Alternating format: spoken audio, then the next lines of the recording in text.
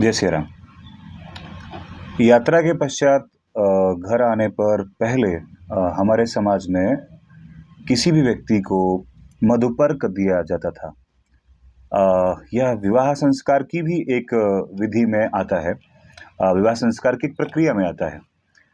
वर लंबी यात्रा करके घर आता है और वधू के पिता उसे उसकी थकान मिटाने को, उसके उस श्रम को कम करने के लिए मधुपर्क देते हैं।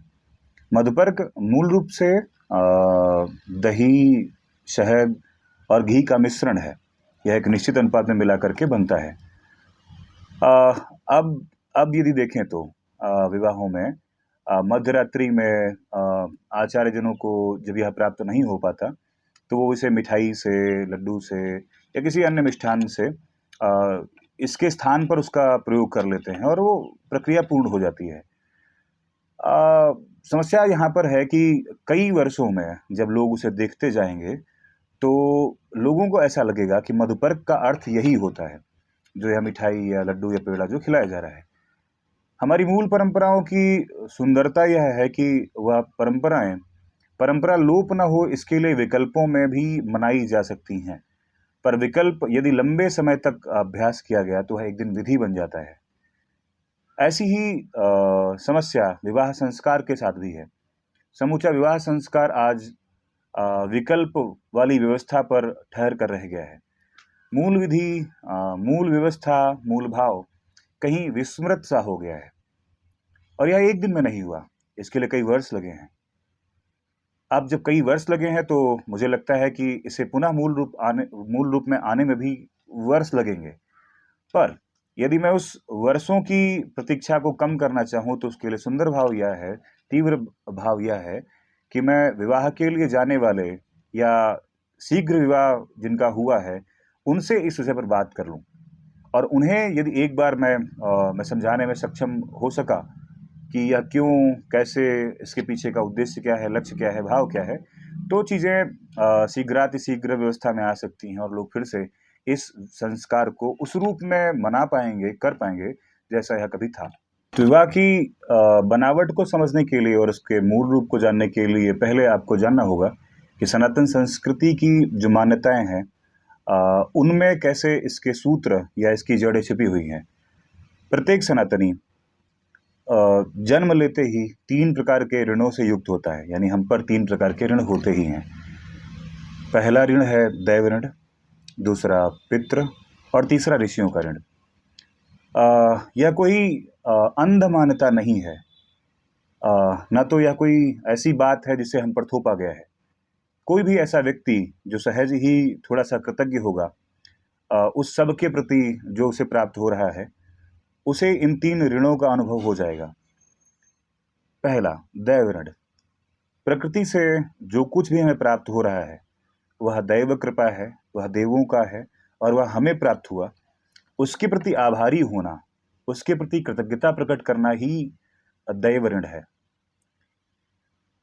दूसरा, ऋषियों से किसी भी रूप में, किसी भी स्वरूप में लिखित, वाचिक या जो ज्ञान है, यह समस्त जो ज्ञान है जो हमें प्राप्त हुआ, संख्याएं हमने नहीं बनाई, अक्षर हमने नहीं बनाए, अपनी भाषा का व्याकरण हमने नहीं रचा, औषधियां हमने नहीं चुनी, या जो कुछ भी हमारे आसपास जिसे हम आज पढ़ते हैं, सीखते हैं कई वर्षों में, इसका अधिकांश भाग हमने नहीं बनाया।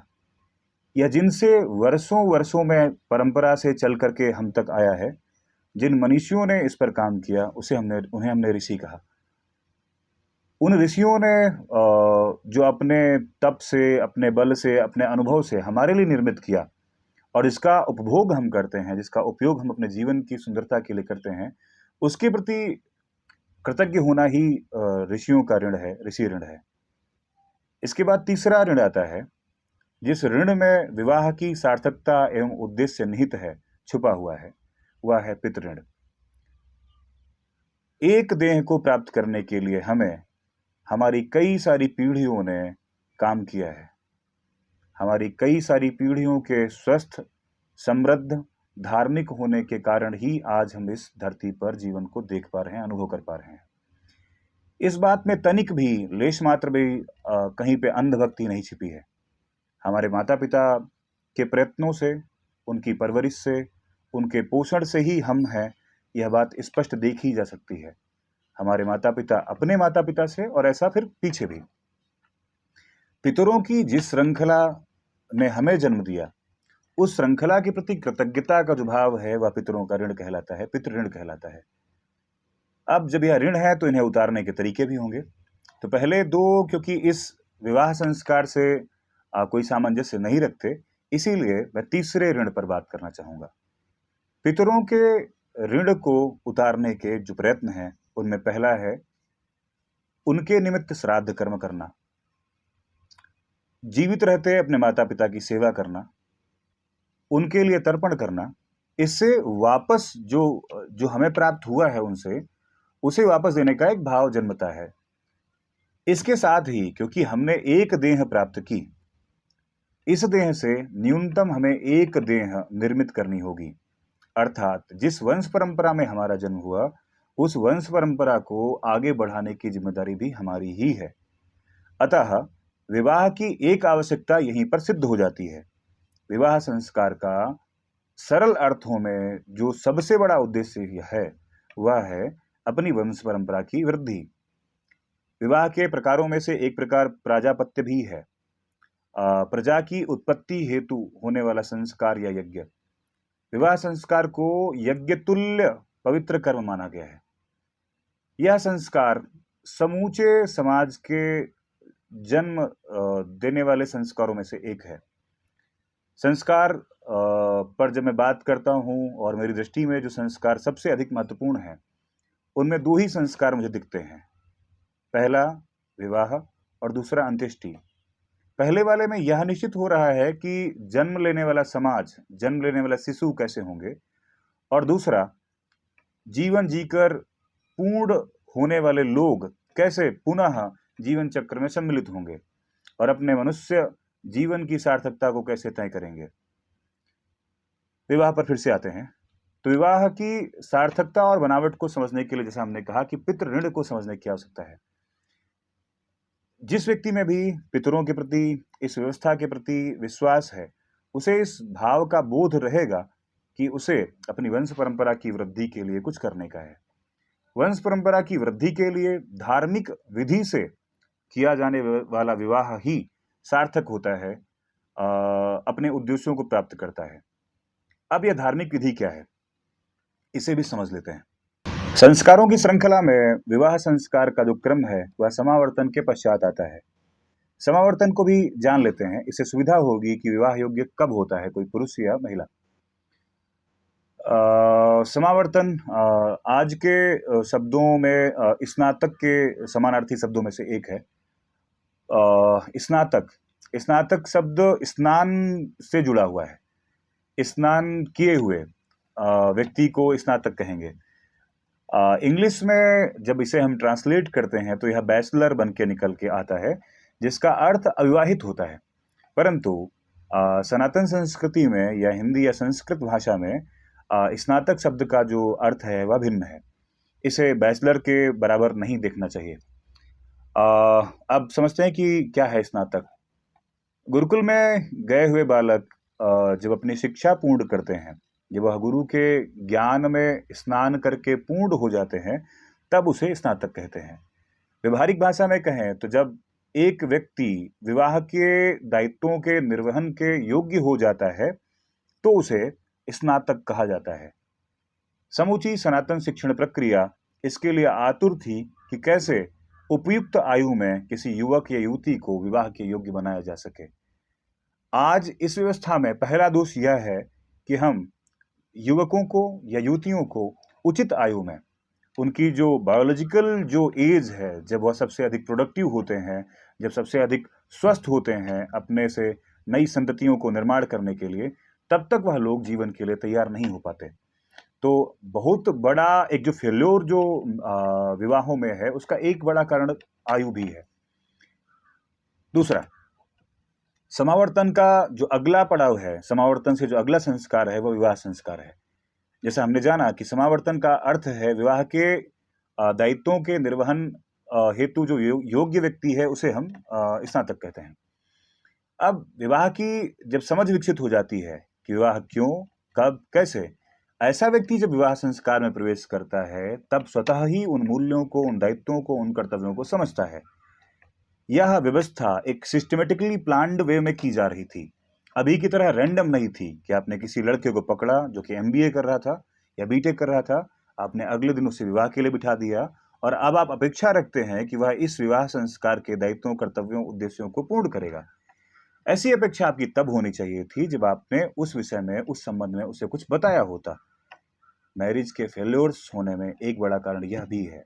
ओके, तो विवाह की जो धार्मिक विधि जो जिस पे बात करनी है वह यह है। एक तो पहले समझ लें फिर से कि विवाह संस्कार का उद्देश्य क्या है, लक्ष्य क्या है। पहला उद्देश्य संतति निर्माण, वंश परंपरा को आगे ले जाना। दूसरा एक जो भाग है, सनातन संस्कृति 4 आश्रमों में बटी हुई है। समस्त जीवन को हम 4 भागों में बांटते हैं। पहला ब्रह्मचर्य, दूसरा गृहस्थ, तीसरा वानप्रस्थ और चौथा सन्यास। जो गृहस्थ आश्रम है उसका आरंभ इसी संस्कार से होता है। गृहस्थ आश्रम को हमारे समाज में अत्यधिक सम्मान प्राप्त है। गृहस्थ आश्रम ही अन्य 3 आश्रमों की नींव है। उसी से यह 3 आश्रम संचालित होते हैं। गृहस्थ क्यों? गृहस्थ क्यों बनना है? आप कितने भी आध्यात्मिक क्यों ना हो, आपकी दृष्टि कितनी भी धार्मिक क्यों ना हो, मनुष्यगत लक्षण जो हैं, काम आदि विकार जो हैं, वह आपके साधना के पथ को, वह आपके आध्यात्मिक पथ को रोकने का प्रयास करेंगे ही करेंगे। इसलिए इस भाव को भी सुंदर कैसे बनाया जाए और इसे भी अपनी इस ऊर्ध्वगामी यात्रा के लिए सहयोगी कैसे बनाया जाए, इसके पूर्ति के लिए विवाह संस्कार होता है, जहां पर एक व्यक्ति अपने सहयात्री का चयन करता है और यह निश्चित करता है कि वह दोनों मानवता से, मनुष्यता से दैवत्व की ओर जाने के समस्त प्रयास करेंगे और इस यात्रा में, इस प्रयास में एक दूसरे के सहयोगी होंगे। अन्य सब जो विधियां हैं समूचे विश्व में स्त्री पुरुष को एक साथ रखने की, उन दोनों में लक्ष्य यह नहीं है। लक्ष्य की भिन्नता से ही सनातन की यह पद्धति विशेष बन जाती है। यहाँ उन दोनों स्त्री पुरुषों का जो लक्ष्य है वह इस जीवन से कई गुना सुंदर वस्तु प्राप्त करना है। इस मनुष्य देह का प्रयोग करके दैवत्व प्राप्त करने की इच्छा, प्रयास ही विवाह संस्कार है। यह उन दोनों के संबोधन से भी प्रकट होता है। विवाह के पश्चात पुरुष को पति कहते हैं, जबकि स्त्री को पत्नी कहते हैं। जो अपनी स्त्री को पतित होने से बचा ले, अधर्म में जाने से रोक ले और पालन पोषण एवं रक्षण करे, वह पति है। जो अपने पुरुष को, जो अपने पति को पतन होने से बचाए, वह पत्नी है। आप देखें कि यहाँ दोनों एक दूसरे के पूरक के रूप में कार्य कर रहे हैं। दोनों मिलकर यह निश्चित करते हैं कि वह एक दूसरे को पतित नहीं होने देंगे, दूषित नहीं होने देंगे। यह एक दूसरे के रक्षण, संवर्धन, पालन और पोषण के बारे में था। यह दोनों के मिलकर एक सुंदर लक्ष्य तक जाने के बारे में था। सनातन संस्कृति में विवाह की परंपरा भोगवादी नहीं है। यहाँ भोग भी एक बड़े लक्ष्य के लिए है। यहाँ मिलना मात्र मिलने के लिए नहीं है। यह दो देह के बारे में नहीं है। यह एक विराट वंश परंपरा के दायित्वों को निर्वहन करने, उन्हें आगे बढ़ाने और इस मध्य में स्वयं को एक निमित्त मानने, माध्यम मानने के लिए है।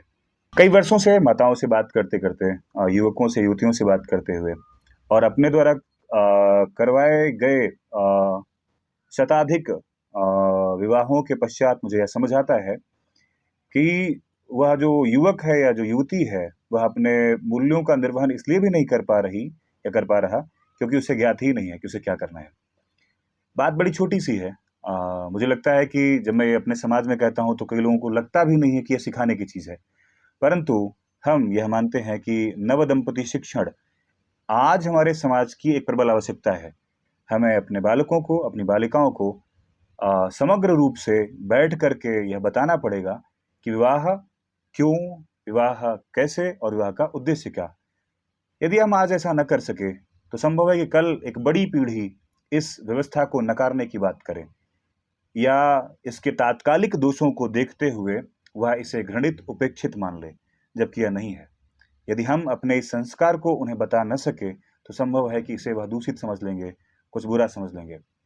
इसी ओर हमारी एक पहल है कि हम एक पूरा कोर्स बनाएं 8-10 वीडियोज का, जिसमें हम विवाह के समस्त आयामों पर बात करें, समझाएं और अपने विचार को रख सकें कि इस विचार पर, इस व्यवस्था पर चल करके हमारी पीढ़ियां क्यों आई, इसे उन्होंने क्यों स्वीकारा, यह समूचे विश्व के भिन्न भिन्न व्यवस्थाओं से कैसे अलग है।